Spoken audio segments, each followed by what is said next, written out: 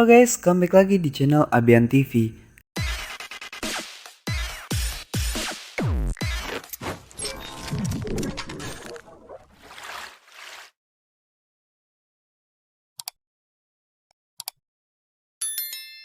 Kali ini gue mau bahas tentang manga yang pernah booming kemarin, yaitu Tokyo Revengers. Dan gue akan bahas langsung chapter-chapter terbaru. Dan di video kali ini, gue bakal bahas chapter 263 sampai ke chapter 264. Pasti dari kalian sudah ada yang tahu isi chapter tersebut. Tapi bagi yang belum tahu, kalian tonton video ini sampai habis ya guys. Tapi sebelum itu, kalian jangan lupa untuk like, komen, dan subscribe channel Abian TV. Chapter 263 yang berjudul Be Strong, atau jika diartikan ke bahasa Indonesia yaitu Jadilah Kuat. Di awal panel terlihat Manjiro kecil bersama dengan ayahnya. Ayahnya memberikan hadiah kepada Manjiro berupa mainan robot pahlawan Amerika sambil mengatakan, "Ini pahlawan Amerika yang kuat dan hebat." Lalu dengan kagum Manjiro kecil menjawab, "Wow, kuat." Dan diceritakan bahwa ayahnya meninggal dalam kecelakaan mobil saat Manjiro berusia 4 tahun. Lanjut ke panel berikutnya, yang mana ada 3 bocil yang lagi pada ngobrol di jalanan. Si bocil berambut botak yang bernama Gen ini berkata dengan sombongnya, "Aku anak kelas 3 SD paling kuat di Shibuya." Dijawabnya sambil meledek dan tertawa oleh teman-temannya. Tidak lama dari itu, datang Manjiro dan langsung tendang kepala bocil botak bernama Gen-kun ini sambil berkata, "Cuma segitu." Dengan sombongnya Manjiro berkata dalam hati, "Aku benci orang lemah." Panel berpindah ke sebuah rumah sakit tempat ibunya Manjiro dirawat. Di sana terlihat Manjiro sedang duduk manis dan bercerita kepada ibunya bahwa hari ini dia mengalahkan anak kelas 3 yang badannya besar. Dijawab oleh ibunya, "Ya, kamu kuat Manjiro, seperti ayahmu." Manjiro sangat senang ketika pergi ke rumah sakit tempat ibunya dirawat karena dia hanya bisa melihatnya 1 minggu sekali. "Ini adalah hal yang paling kutunggu-tunggu," katanya. Nah, di panel berikutnya, seperti biasa, Manjiro sedang berkelahi dengan bocil-bocil seumurannya dan menceritakannya lagi kepada sang ibu bahwa ia mengalahkan anak-anak sampai membuat mereka menangis. Dan dijawab oleh ibunya, "Tapi anak-anak memang mudah menangis, ya kan?" Lalu Manjiro bertanya, "Apa ayah juga cengeng?" Dengan kebingungan, ibunya menjawab, "Aku penasaran apakah dia pernah menangis di depan umum ya?"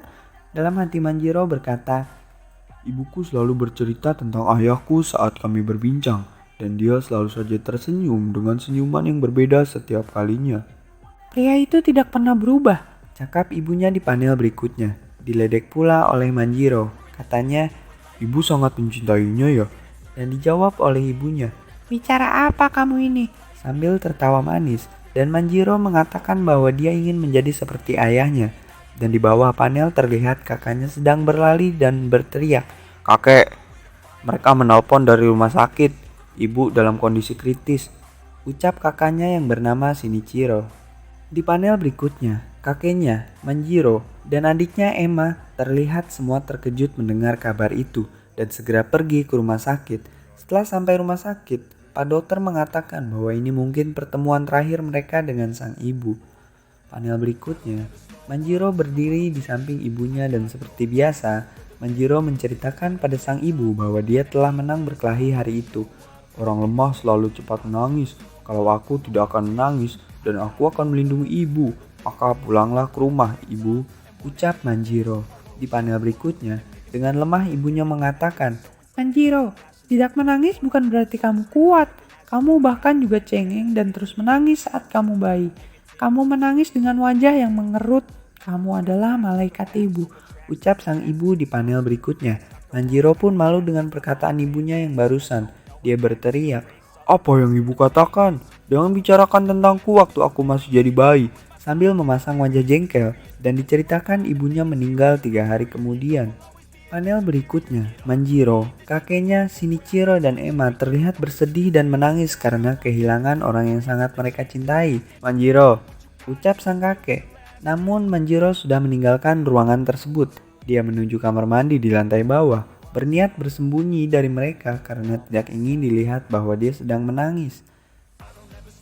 "Jangan keluar, jangan keluar," katanya sambil meneteskan air mata yang sudah ia bendung. Panel berikutnya, terlihat Manjiro sudah dikepung oleh 3 anak SMA dan salah satu anak SMA itu berkata, "Oi bajingan, apa kau orang yang bernama Mikey dari SD 07?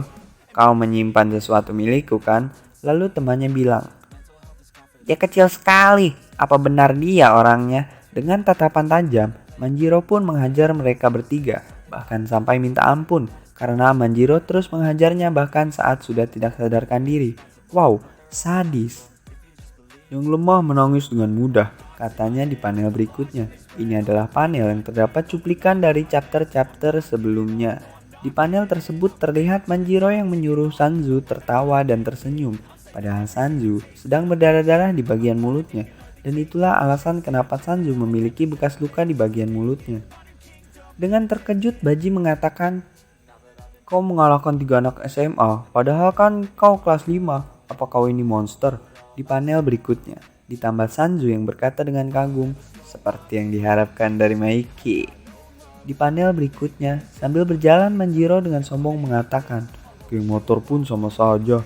Lalu disambung dengan Baji yang mengatakan pada Manjiro, "Maiki, ngomong-ngomong, apa kau pernah dengar Yamamoto dari SD 02? Lalu ditambah Sanju yang menjelaskan bahwa Yamamoto adalah orang yang ditolong oleh anak SD 04 saat dirinya dipalak oleh anak SMP. Dan cuma itu, meskipun dia kelas 5 SD, dia sudah punya tato naga di kepalanya. Ucap Sanju dengan heran. Baji pun menjawab, "Orang semacam apa dia?" Dan Sanju berkata, "Kalau aku nggak salah, dia adalah Draken." Disinilah Maiki mulai tertarik oleh Draken dan ingin segera menemuinya. Panel berpindah di suatu gang dan terlihat 2 orang yaitu Yamamoto bersama dengan Draken yang sedang mengobrol di gang tersebut. Ketika itu Maiki pun lewat dan Draken menyadarinya. Sambil memanggil, "Maiki-kun," ucap sang Draken, dan Manjiro heran siapakah orang itu. Dan tak lama kemudian Manjiro pun menyadarinya. Dia melihat tato naga di kepala. "Dia pasti Draken," ucap Manjiro. Dan chapter pun berakhir dengan pertemuan mendadak Draken dan Manjiro. Nah, lanjut ke chapter berikutnya. Di awal chapter 264 memperlihatkan pada saat musim panas kelas 6, Baji berjalan ke arah rumah Maiki. Saat Baji tepat di depan pintu, dia langsung berteriak, "Maiki! Maiki!" Maiki yang sedang mandi mendengar dan langsung berteriak, "Lagi mandi, tunggu aku di atas." Saat Draken hendak masuk, dia bertemu dengan adiknya Maiki yaitu Emma. Dan Emma kaget dan sedikit ketakutan. "Hah?" Draken dengan muka sinisnya langsung bertanya, "Kau adiknya? Aku temannya Maiki, Draken." Dan Emma menjawab, "Oh, aku adik perempuannya, Emma." Setelah berkenalan, Draken langsung akrab dengan Emma dan bertanya, "Kau sedang bersih-bersih?" Emma pun menjawab dan ketika itu hampir menjatuhkan barang-barang yang dibawanya. Seketika itu, Draken langsung mengambil barang tersebut seraya berkata, "Apa kau sungguh saudara Maiki? Kau tidak sekuat dia," kata Draken.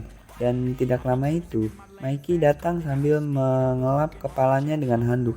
"Kau sedang membicarakanku," kata Maiki. Draken yang sedang membawa barang sambil bilang ke Maiki, "Jadi nanti kita ketemu saudara angkatku di kuil." Sambil meletakkan barang tersebut, Maiki menjawab, "Ah, kau memberitahuku sebelumnya. Pria yang namanya ada cidernya kan?" Draken yang sedang duduk bertanya, "Apa Baji ikut?" "Iya, telepon saja Kenshin." Maiki yang menyuruh Draken menelpon Baji sambil mengenakan pakaiannya.